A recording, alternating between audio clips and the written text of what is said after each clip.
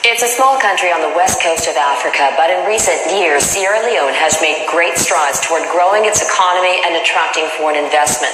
Still, millions continue to live in poverty, and nowhere is that more evident than on the streets of the capital, where thousands of children toil each day just to make enough money for something to eat.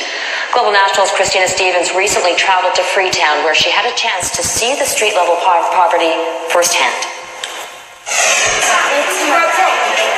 These boys survive on occasional jobs washing dishes. They live and sleep on the streets of Freetown. 12-year-old Abdul Samko says they're suffering because there's no food. They're subjected to disease, and police and older people take advantage of them. His mother is dead, his father back in the village. Abu Bakar Jallo, also 12, points out he is shoeless and shirtless. He says he's been on the streets for 9 years since being separated from his family. Children like these who work or beg on the streets are all too easy to find. A head count has revealed about 50,000 children rely on the streets for their survival here in Sierra Leone, and this is a country of just 6 million people. It was surprising because coming out of war, after a long few years, almost a decade after the end of the war, we were thinking that the number would not have been so alarming as we discovered it.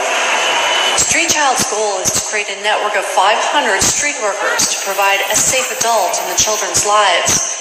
There are many reasons for the high number of street-involved kids, from having no family to poverty and neglect. These children say they earn the equivalent of 50 cents to $1 a day begging. Some of them do have a place to sleep.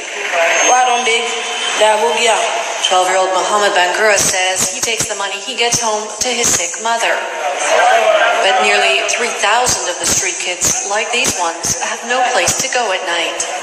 Today, these three have earned enough to share one plate of food. Abdul says simply, it isn't enough. Christina Stevens, Global.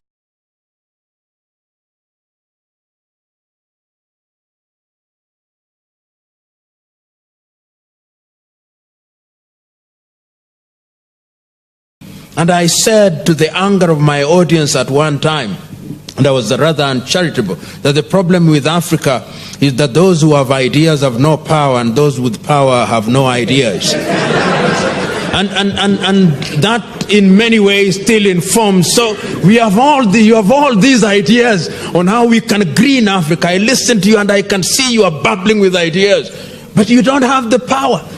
And the fellow with power has completely no idea. And yet somehow, and this I think is your problem, when you're the electorate